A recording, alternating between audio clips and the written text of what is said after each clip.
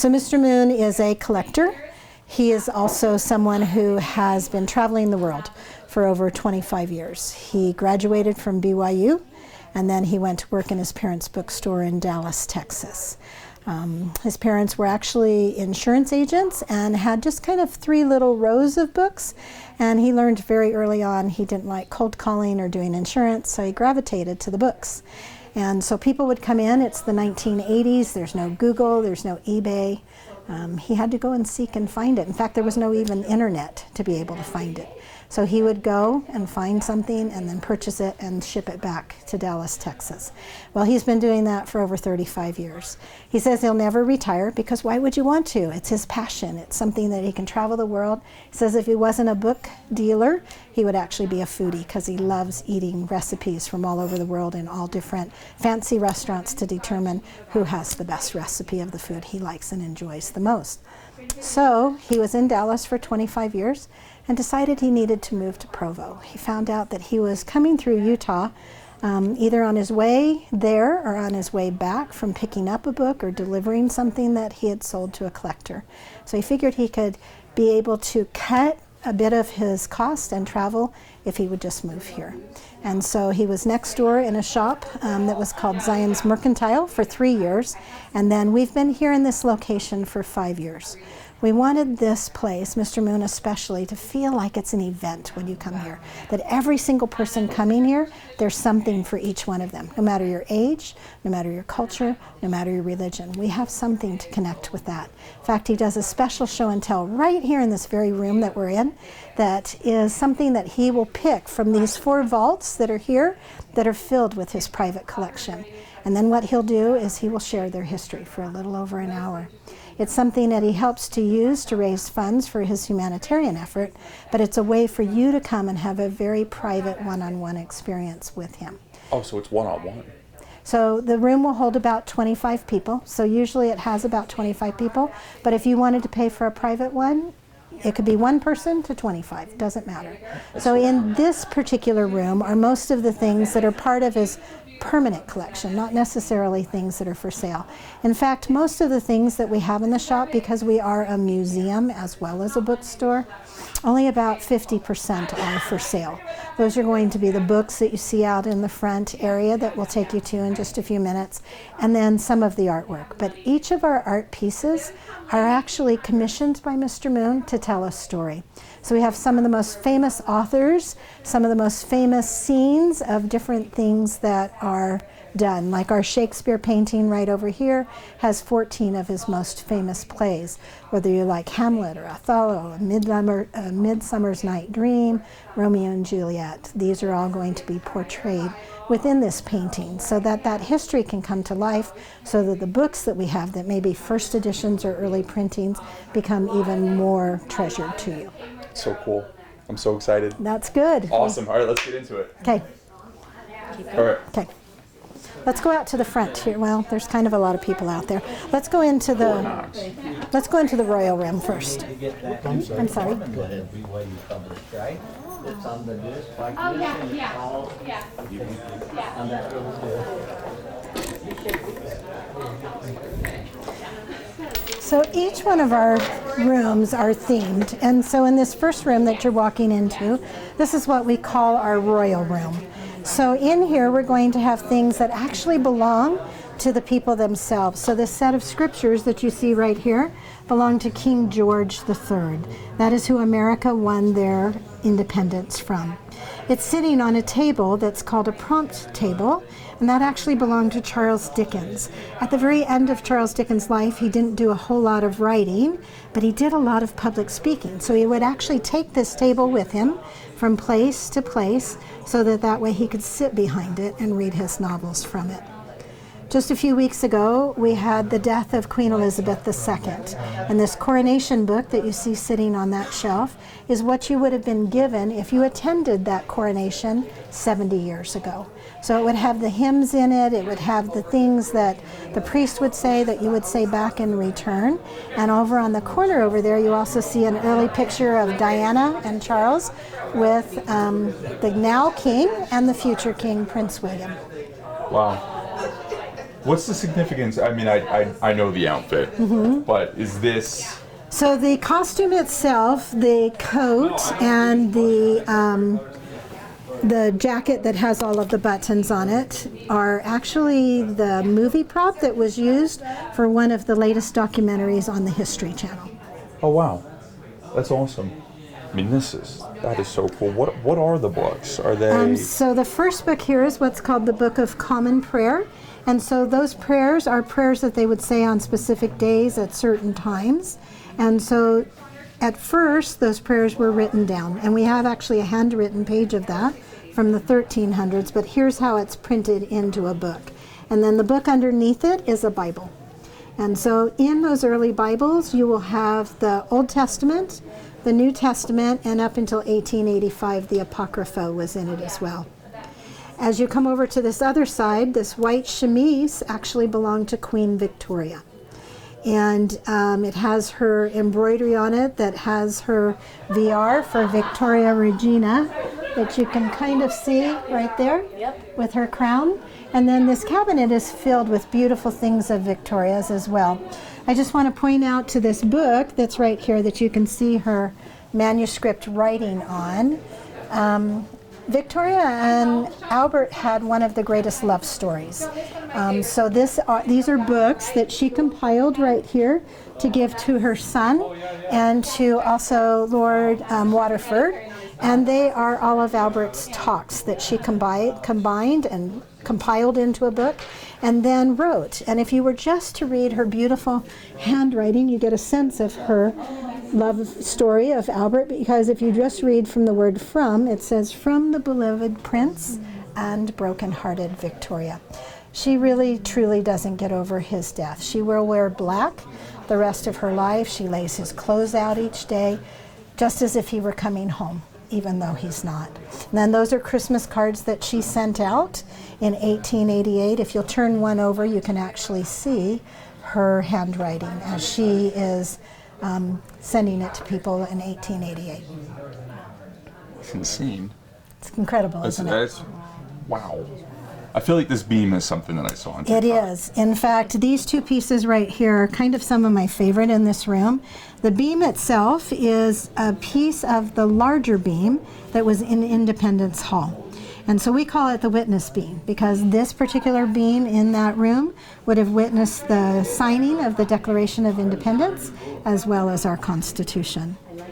The sword that is right below it is actually a sword that was given to Tad Lincoln from his father Abraham Lincoln about 3 weeks before the assassination. Wow. Tad is growing up in that Civil War period. He wants to grow up and be a general. He tells his father he needs a sword of his very own, and so this is a Navy cutlass that was given to him by his father. And then, of course, we have newspapers reporting some of the greatest events in history, even this one over here of the sinking of the Titanic. How does Reed come into things like this? You know, we call him the treasure hunter for good reason, because he really never knows what he's going to find when he goes somewhere. He might have an idea of things that he'd like, but truly it's because of how well known he is, his personality. There's so many people, book dealers and others, that would just love to be able to share things that they have found, and then they share them with him. So he goes to book fairs all over the world. He meets with collectors. He has all sorts of different events that he goes to constantly to be able to find things, but never really knowing what he's going for at the time he goes. I got to travel with him this last May to England. We brought back over 300 items, and one of those items actually was even a cuneiform piece that was over 4,000 years old. It was an invoice that you had to carve into the clay for the item that you were purchasing. Wow. So pretty incredible. That is You had really no incredible. idea that's what you were going to do, and then on another day... You come back with a 4,000-year-old receipt. Exactly, exactly. And another day I'm standing in Bath in Jane Austen's porch, right? Wow. As we're having things that belong to her as well. We have a candlestick holder that belonged to her, a little snuffer that puts out the flame. Wow. It's not a bad job you got here. It's not. I love being able to share the history, but what I love even more is the excitement that others feel as they get to hear this history. Because it means nothing if we keep it and hoard it all to ourselves. It really is one thing reading it. It is. And another thing, seeing it and saying, wow. Or touching it. Right, the guy... Or taking a picture of it. Most museums, you could never do that. Right. You know, just here looking at a book saying, the guy who read this book was the King of England when America became America. That's right. That's so cool. Speaking of the King of England, we even have King James's King James Bible. Wow. So Bible bound for King James. I'm going to just turn you to this for just a second, and maybe this little young person would like to see this as well, because these beautiful glass slides are not just pretty. They are actually how movies and books were brought to life in the 1880s. So if you look at them closely, you can see they're each individually hand painted. There's a number at each slide. Can you see that with a title here? And then they would be taken and they would put them one at a time in this special little machine called the magic lantern with the gold nose. You can see at the back of that lantern there's a door. So initially they used a candle, then a kerosene lamp. It would project right onto the surface that they were using, and sometimes they would use a wall of steam, if you can picture that coming up. And so they would watch their projection on that, and someone would have to stand and narrate the story. So Disney would do the same thing till about 1930. You can even see some plates right there on the table that are Disney, Mickey Mouse and others. In this beautiful room, we also have some other movie props because a lot of books get made into movies. So you can see Charlotte's Web. You can see the lollipop, the web. You can see the lollipop from Charlie and the Chocolate Factory, and you can see the books that are right there, first edition books that go along with that. And for many of us, we probably didn't know that Dorothy's travels to the Wizard in the Emerald City was only one of the stories of the Wizard of Oz and Dorothy. I didn't know that. There's 14 different novels that are right there. Wow. And of course, who doesn't love Dr. Seuss? And there he signed 2 different documents, both with a red crayon.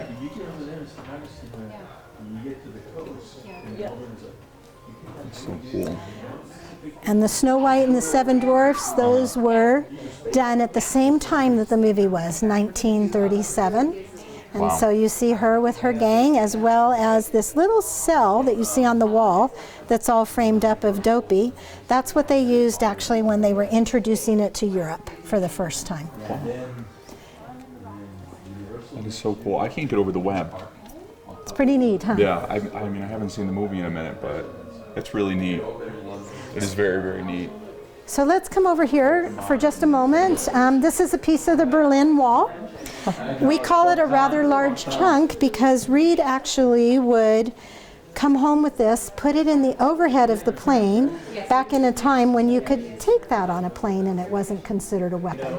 Today you wouldn't get away with trying to carry this on board, right? Oh, but at the time, well, it's the Berlin Wall. that is correct. And even our beautiful cash register is the first year that NCR did cash registers from 1899. We still use it today. In fact, would you like to try it?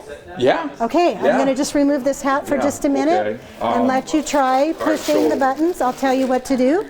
This was the first cash register. From NCR, National Cash Register, 1899. Okay, all right, so I bought a book. What am I doing? Okay, so you're going to push the numbers, but because you may not be really good with numbers, we're going to keep it at 1899, the year that the cash register was built. So if you'll push the 10, the 8, the 90, and the 9. Very good. The 90 on the next row, and the 9. Okay, then I have to tell it to open the cash drawer, which is our A drawer. And now how strong are you? Are you pretty strong? Okay, so I just need you to crank that handle twice and this drawer is going to open up. Wow. And as you can see, we use it for our cash drawer. That's so cool. So pretty advanced for its age. To have an A drawer and a B drawer was a cash drawer and a wholesale drawer. You notice it only goes up to $100, which at that time was equivalent to about $3,200 of our money today. So if somebody was going to purchase something of that, they would have quite wealth, right? Yeah. If they were going to do that. Yeah, it's a good limit. That's so cool. So kind of fun to be able to step back in time and Yeah, use it's an a old big old school register. calculator. You'll notice we really don't have any register here because we want to keep that whole atmosphere of that time period that we're stepping back into. So we do use an iPad to be able to ring up things, but we don't have it out here for everybody Sure. to see. What I'd like to share with you now out here is some of these documents that are over on this wall. In fact, you've probably heard of Hamilton, maybe even seen the play. Yeah, once or twice. Okay, and Yep. so on this The wall, musical. the musical. The musical, yeah. So- no, I've been made to watch that a number of times, and Okay. I enjoyed it several times. Okay, so Yes. you understand who Alexander Hamilton is, right? Yes. And so this is the actual newspaper, if you look at that first column right there, of the recording of Alexander Hamilton and Burr's duel that takes Hamilton's life. That is the newspaper for it. Wow. Up above it is a signature of Helen Keller, who writes better than most of us who can see. That's pretty cool. And down below it, a letter written and signed by Napoleon Bonaparte. And we would be lost without Mr. Bean. He's writing a letter would be. to Norman Rockwell. He actually sent a handkerchief to Rockwell for his wife and asked Rockwell if he would do a painting for him. Rockwell writes back in that letter saying, well, I don't really have time, so maybe this little dog at the end of my letter will have to do. That's awesome. I mean, the Napoleon letter, that's pretty, real history right It's there. actually pretty amazing Not to say the because Helen Keller thing isn't. That is extremely cool. you are right. Now, the fun thing about Napoleon is he would sign his letters based on his rank. So we have another letter back in the room that's just signed Bonaparte. But now he is emperor, and so he believes the whole world knows who Napoleon is, and so he signs an NAP. It's fair. Wow. And this fireplace that you are kneeling right at belonged to John D. Rockefeller. What's cool about this fireplace, it's actually what's called a large heating unit. Yeah. And so this was coal burning. It would reach temperatures of pretty close to 2,000 degrees. So we wouldn't even be standing right here too close to it. It was vented out so it would go to where the heat needed to be. But what you actually think is windows would have melted. Yeah. So this is mica. It's a stone that's so thin you can actually see through it. These So go guys- ahead, don't push it, but go ahead and touch it this way so you can see how thick it is. That's not big at all. That's right. That's why you Wow. can see through And it. that's a rock? It is a stone, yes, called mica. Wow. I mean, So- that's a pretty extravagant fireplace. So in the winter time, we light it with candles, so it looks like flames that are burning because it would get way too hot to just put it in here. I can't imagine shipping this. I know. Good on Mr. Moon. So as we come out here, these are going to be books that are all for sale, but they're going to be first editions and early printings. I'll show you kind of a couple of my favorites, if that's okay. Yeah. So this is all Charles Dickens, and we usually have a couple of first editions of the Christmas Carol. I don't have them out here. Right now they're locked up back in Mr. Moon's vaults, but at Christmas time we bring them out for people to see because Charles Dickens, on that Christmas Carol, he sells out on Christmas Eve. But he made absolutely no money on it because it was hand painted. And so because it took so much to make the book, there wasn't a profit that was in it on that first printing and special. selling it out. As we come down to this ladder right next to you, this is actually Jane Austen's area. And this beautiful little silver candlestick with snuffer that I talked about early on was how her and her family used candles when she was 15 years old. So little snuffers to put out the flame, and it's got a little nice, cute little handle that you could carry it with you wherever you went.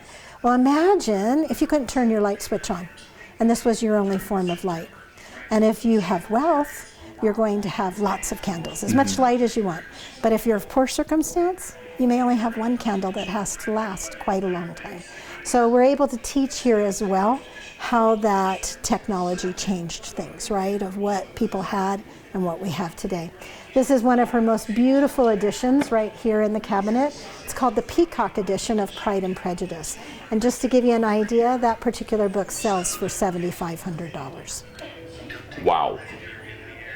What is a copy of the Christmas Carol You're looking probably anywhere from 17,000 to 25,000, depending on its condition. 17,000? And that's talking about first edition with the hand Well, coloring. that's fair. Yeah. Speaking of first editions, this is the first edition of Les Miserables. So my favorite story of all stories, it's timeless, right? This is in French, so it takes a bit more to say it in French than it does in English. And so they didn't use their margins all the way up at that time or all the way out. So it's kind of in the center of the page, and that's why there's 10 volumes to it here. This is first edition, this is second edition. Now, if we were in France, this would sell for more than what it sells for here in America.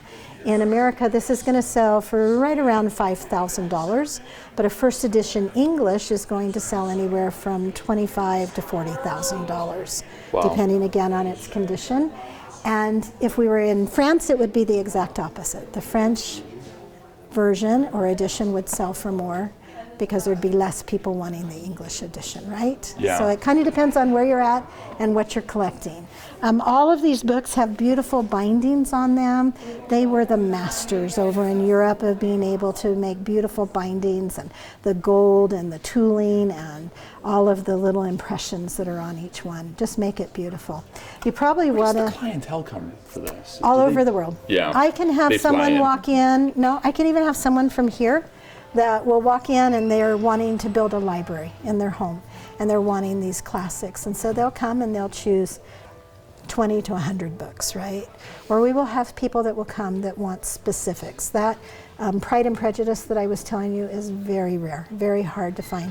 When we were over in England in May, we couldn't find a copy anywhere, and then he went to New York and was able to find several copies. So it just depends who has them, what's going on, and what they want. One particular dealer that we were talking about, he had 5 copies, but he wasn't willing to sell any of them because that's his security. That's his livelihood of when he wants to retire, this is how I'm going to live, is with having these books. So sometimes collectors will do it for that very purpose. Some just do it for their own comfort, to enjoy it, to read it, to hold it, to be a part of it. But some just buy them to be able to hold on to them because they know their values are going to continue to go up. Let's talk about a few things over here in the case that Mr. Moon has put together.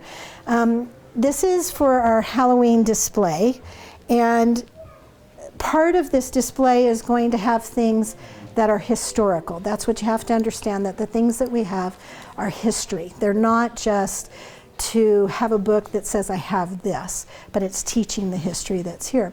So these are real events that happened in history, things that people had to live with and were killed because of those things, or kind of persecuted for those things, however you want to say it.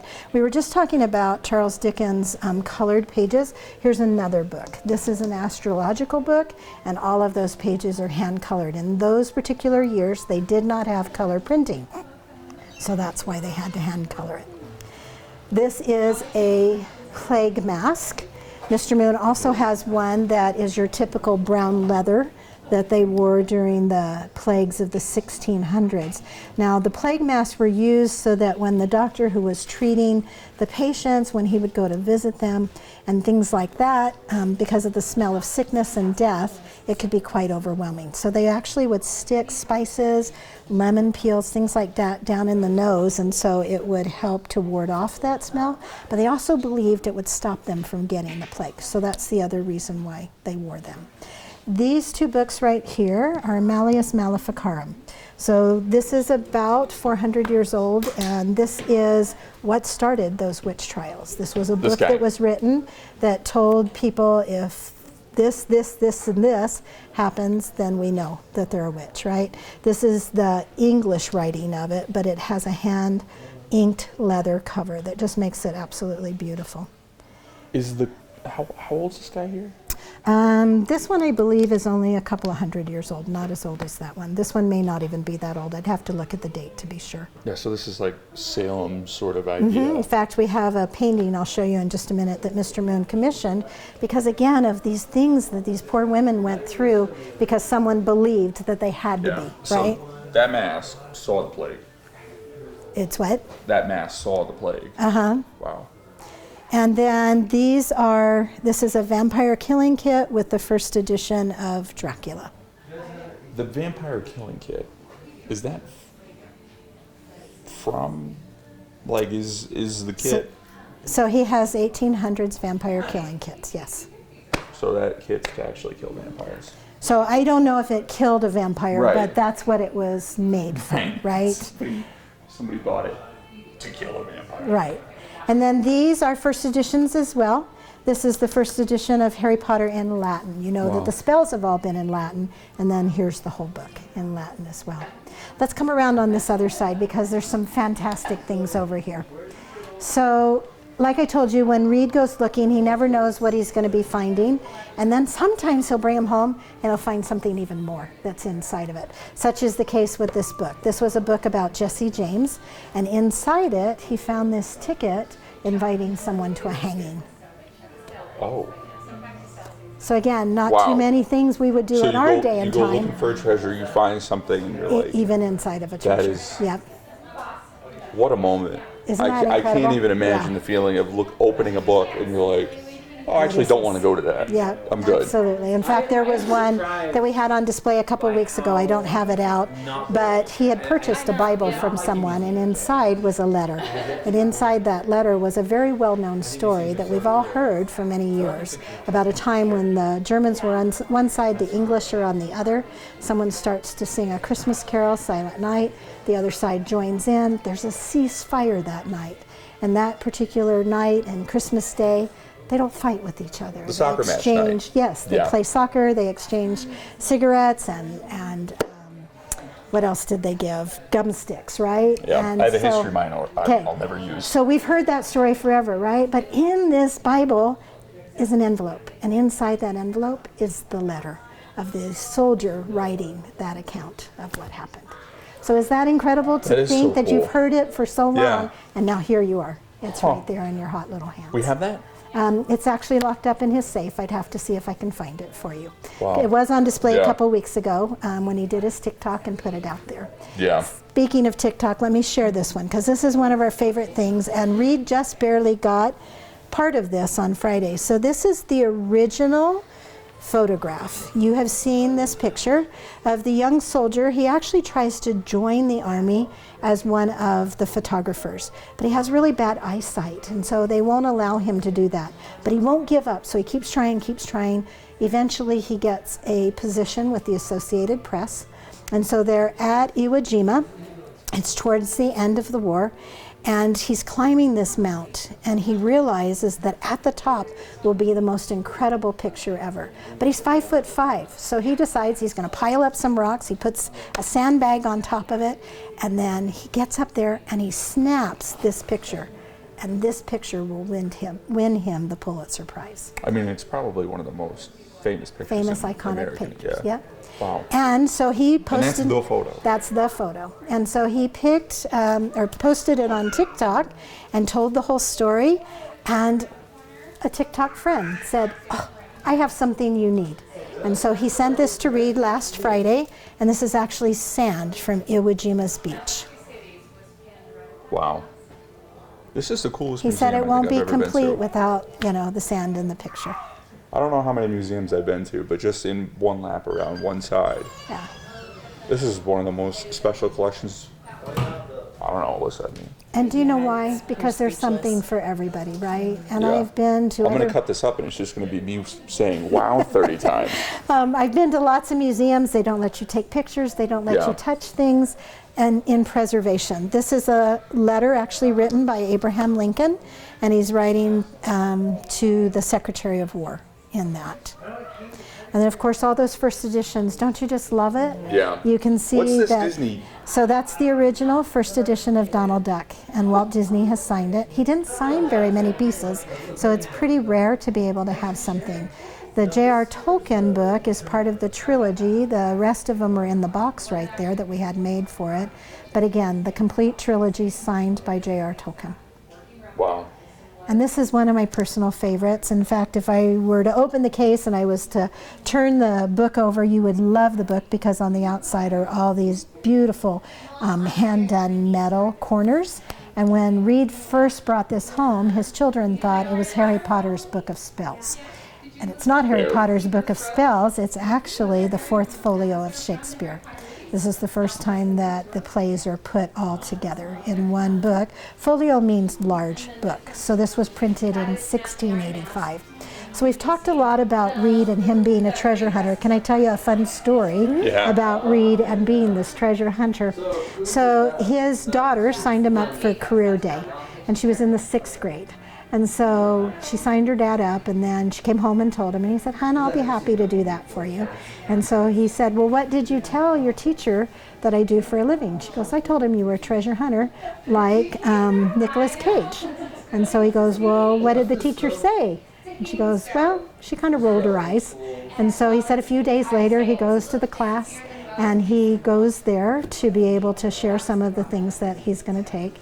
And so the teacher, being kind of non-believing, introduced him and said, "This is Mr. Moon. This is his, Emma is his daughter. This is Emma's dad." And Emma's pretty proud of her dad. In fact, she says he's a treasure hunter, just like Nicolas Cage. And so he took some things that he was going to show the class, and the very first thing he showed was the treasure map from the Lost City of Gold from National Treasures that Nicolas Cage pulls out of the Resolute desk. If you remember right, he takes a picture at the stoplight and then tosses it away. And the teacher was just blown away. Yeah, so you can imagine. As she should be. So that's why we kind of say, you can ask for anything. You can talk about anything in the last 500 years of events of history, and he will have something here. So this is kind of our little TikTok book. I just wanted to show you this because I hope you'll sign it before you leave. But he's gone, traveling a lot, and so these are people that come from all over the United States, sometimes even all over the world, and they are so disappointed when they get here because they don't get a chance to meet him because he's gone. So instead, we have this out as a journal that you can write him your own special message, let him know whatever thoughts you have or something that you loved that he shared. That is really so special. That way when he comes home, he's going to read that and he's going to be able to kind of feel won it with you. Yeah. Is he as nice as he seems? Absolutely. He's kind of the best boss ever. Yeah. Not only because like he's the most genuine fun, guy. but he's very even-keeled, and so, you can't ask for a better boss. He's very generous, very kind. As you can see how generous and kind he is with the perfect stranger coming in, you can imagine those that help take care of his business and help be a part of what he wants to have go out to the people. How do you lock a place up like this at night? Well, when I first... obviously, maybe we just cut this part out. Well, I was just going to say, when I first started to work for him, I was kind of nervous because I thought, what if somebody tries to steal this, any right? Other museum I've ever... And so everything we say is cameras, and it's being recorded, and there's huge security here, right? And so I used to actually even wear a little fob when I first started working for him that looked like a piece of jewelry. And I could press it anytime I felt threatened, and it would call the police silently. And he'd kind of giggle and laugh at me, and he'd be like, "Karen, you just don't understand. In order to take something from here, you have to know who's going to buy it. And all of us as collectors know whose things each one of us have. So for someone to try to take something, they're going to have a really hard time of ever being able to sell it. They won't make as much money if they just sell it to anybody, because that person's not going to care. But if they're trying to sell it to someone who really matters, everybody knows what each other I'm sure it's has. a small community. It is a very small community. 20 people? I don't know, because he's got people all over the world. Wow. These are original Bibles that are over here. Again, a little bit different than what you would normally see in a museum, but we want you to touch it. We want you to feel. Reed was, I think he did a full thing on white gloves and on all the of white that. gloves. Absolutely. And how you always see the people in the movies using the white gloves, and you see the people on the Discovery Channel using the white gloves. Not the thing. Well, white gloves used to be kind of everything that everybody was taught. But if you've ever held a book with gloves, it makes it very slippery. And you have absolutely no dexterity in your fingers. So with a glove, if you're trying to take this little page and turn it, you could do a lot of damage to a book by not being able to do it. So it's kind of old school. It's not something, documents, yes, but books, no, because you can actually do more damage to the book than protecting it. Okay. But I want you to go ahead and feel it. I want you to see. What am I touching before I touch it? This is a 1679 Puritan Bible. Okay. Okay. So I want you to feel the paper, see that they wove linen into the material. So it's different than our paper of today. So that's why these books are so beautiful and have held up so well. But you can see they're damaged and stained and falling apart. In fact, they're missing whole sections.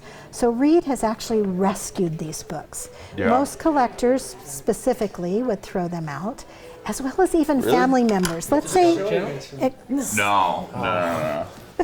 so say you We're actually sports reporters. Yeah, we are. Yeah.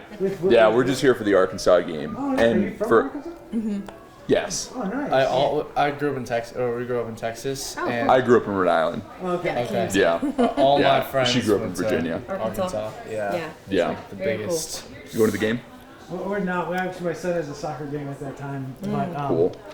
we're, you know. Yeah, we do a little travel segment for our that's Europe cool. for Geek For a Day. show, yeah. So you And, went to BYU or? No, he's No. Arkansas. Yeah. Yeah. Yeah. And I've just been following them on TikTok Do you know for a any while. of the, it's that family that has, Oh, the Duggars. Yeah. Yeah. They live down the street. I've never run into any of them. Rachel, Except I for almost had a sit down exclusive with them on oh really? on the whole I thought you were saying Duggar that. thing. Oh, with the brother? The brother that got I was gonna sit down with the mom and the dad. Well, I pitched They it as, seem like- this might be good for everybody. And then I think some PR guy stepped in and was like, this is a terrible idea. It's probably fair. Dang. Yeah. Well, Fun did you check fact. out the Tyndale Bible? Oh yeah. Oh yeah. Awesome. I feel like we're getting a You know, so pretty Personal yeah. time. Go enjoy the Yeah. game. It's nice to meet you. She did not weigh more than this. Sorry to interrupt That's you okay. there. That's okay. So you can see that this book is quite damaged, falling apart. So even as a family member, they might have this, and it may be passed down from generation to generation to generation. But eventually, someone will get it, and they'll say, "Why are we holding on to this? It's not even complete. The book's all falling apart. Let's just throw it away." But these particular two Bibles, this one I'm holding and this one right here, were printed in the 1500s. These are Bibles that were printed prior to the King James used around the world today, and prior to people being able to learn to read and write. So this was how people learned to read and write. And then they gave their lives one more time to come across the ocean, because these were printed in Geneva, Switzerland, smuggled into England, and then will come to America through the Pilgrims. So Reed wanted to rescue these. He wants them to continue to live on and on. So we allow people to come in, choose their favorite page, their favorite verse, their favorite scripture.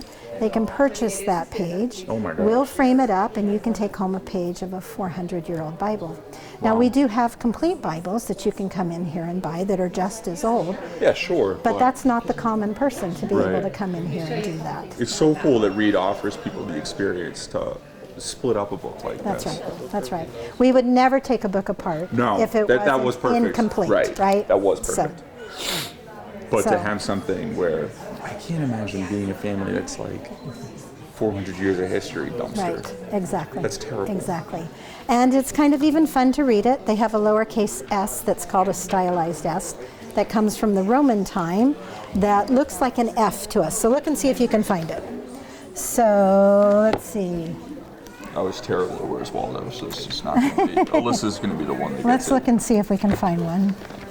How much does Okay, so something right here, this is the book of Genesis, but it looks like a fist. So we're wrong. They're right. This is their Old English That's an F? writing.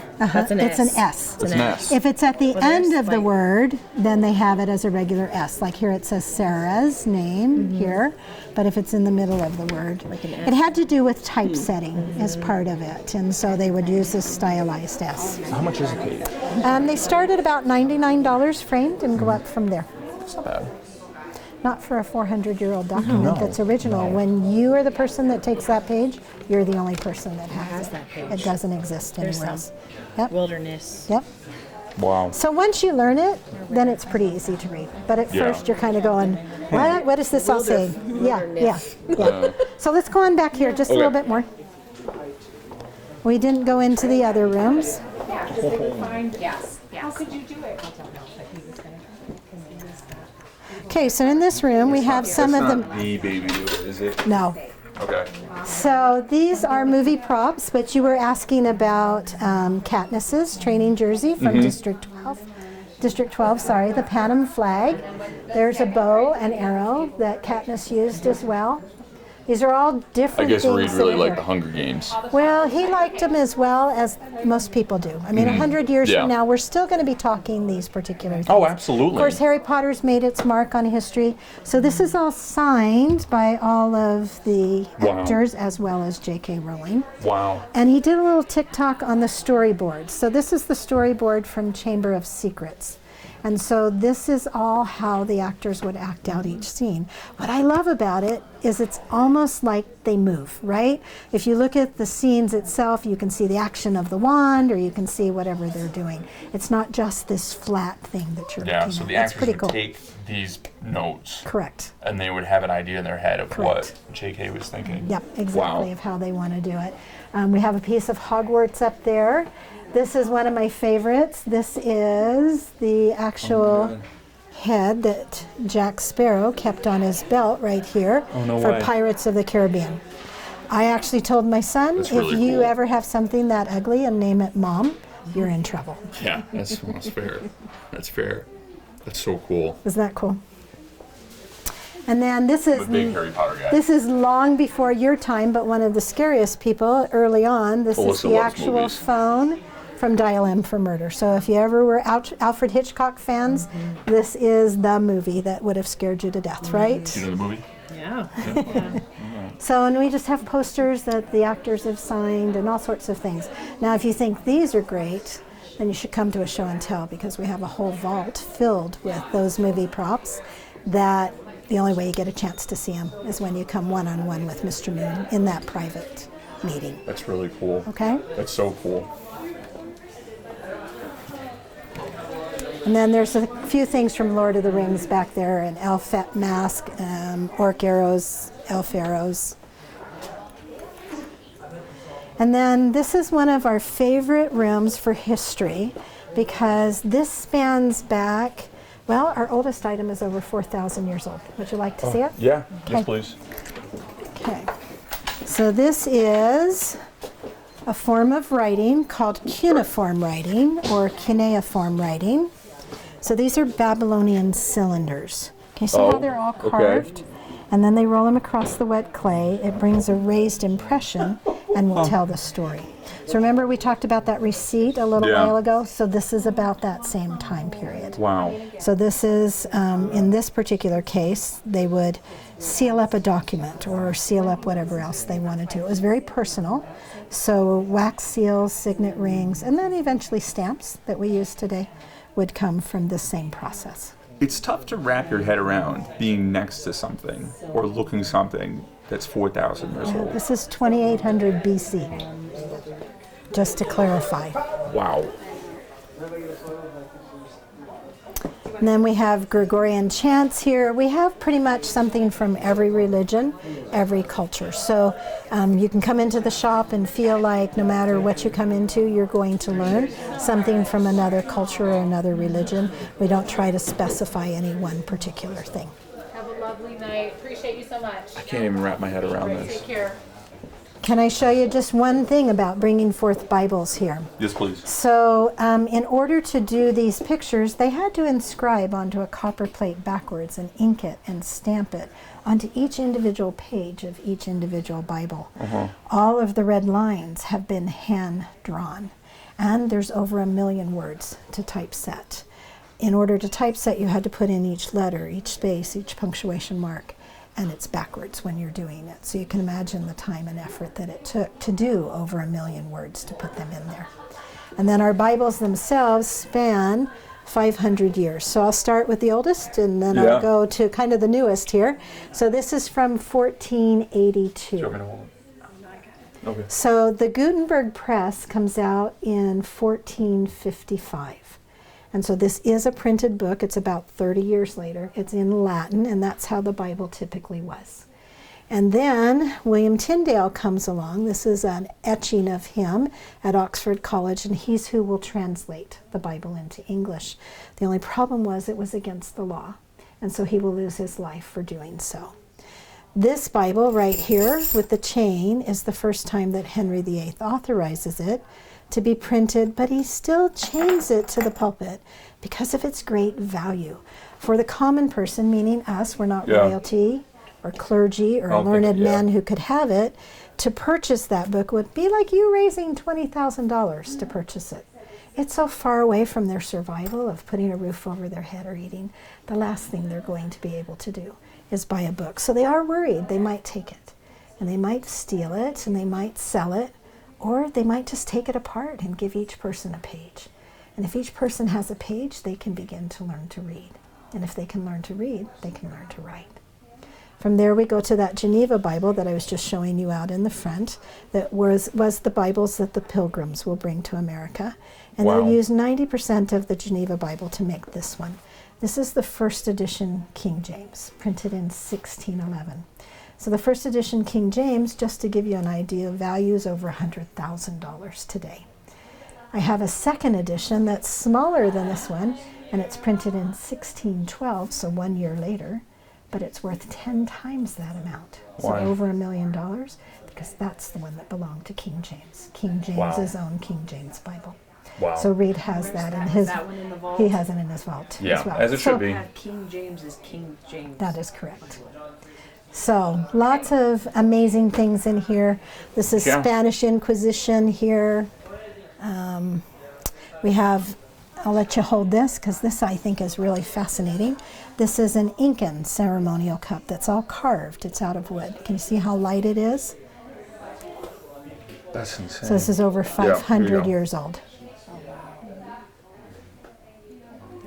And it kind of what sort of ceremonies are we talking about? They would have some kind of a religious ceremony. Yeah, that's what I was picturing. Yeah, and so that's what they're going to do. Not always evil, right? They're very spiritual people as well. Yeah, evil is, And it kind of goes with those knots that are up in that frame up there. If we'll take a picture at that, those are what are called a quipu. And so a quipu is how they did their accounting language. They didn't do numbers like we do, like 2 + 2 = 4. They would actually tie knots. And so if you look at it closely, you can see their different ropes with different colors, as well as different knots that are on them. We wish we had a Rosetta Stone to kind of tell us more, but we don't. But we know that some of them mean things they were counting, like who's king, how many people in their village, or maybe gold or different forms of money that they were counting. Well, when the conquistadors come, they think they're witchcraft, and so they burn thousands upon thousands of that civilization's history. So over 600 of them are all that have survived, and most of them are institutionalized in either museums or universities, and there's 10 that are in private hands, and we have 2 of them, one here and one at Mr. Moon's home. Wow. That's really special. It is. That is really special. That's an incredible piece of history. It is. Especially when you think of another civilization's trying to destroy someone else's civilization, mostly because of misunderstanding, right? They don't know what they are. And so they think that 99% of it is a misunderstanding. It is. It is. If we could just put ourselves in the other person's shoe, right? This is the desk I was telling you about. This is from all the year round. Charles Dickens actually separates from his partner and decides to form his own business.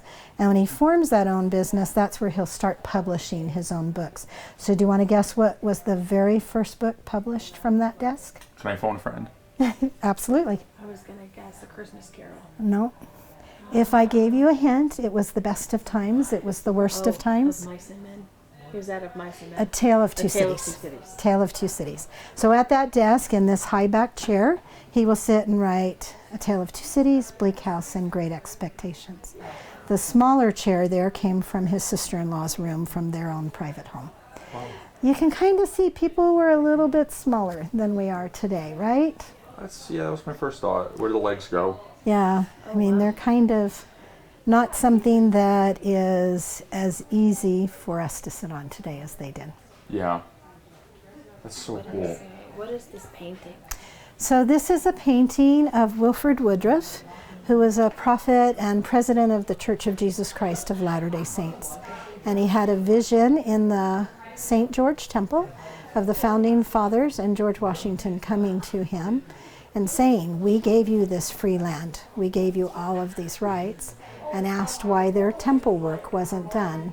In the Latter-day Saint temples, the purpose of that work is to join families together forever. And so that is that vision that he had, and from that they were able to do work for about 180 people. He writes in his journal who spoke to him and who was there, things like that. What is the book that we have? Middle center. It looks really important. So actually there's a sign in our Bible room. You're talking about this one in the case? Yeah, the Okay. one with the Okay. open case. So in the Bible room, there was a sign, and outside here in our village even, there are signs that go throughout Europe, and most of them will have writing and a picture. And the reason why they have a picture on it is because the common person didn't know how to read, right? They weren't allowed at those early on times. So they would have pictures so they would know what that business was for. So the sign that's in the Bible room is all writing. And if I were to tell you what that sign says, it would tell you that the person's name was William and that he was a coffer. He was somebody who would make beautiful boxes by hand to house their beautiful books. Thus, that's what it is.